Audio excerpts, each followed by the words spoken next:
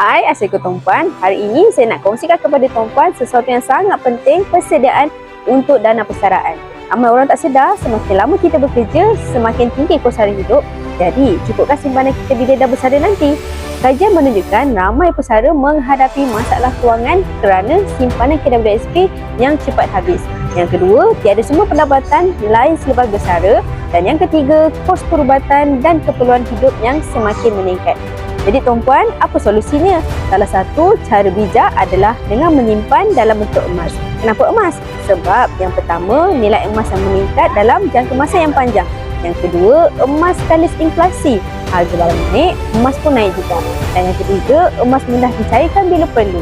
Tuan-Puan boleh mula serendah 1 gram setiap bulan dan bayangkan dalam masa 10 tahun, simpanan emas Tuan-Puan boleh jadi aset yang bernilai tinggi dan boleh digunakan untuk menampung keperluan persaraan. Jadi, jangan tunggu lagi.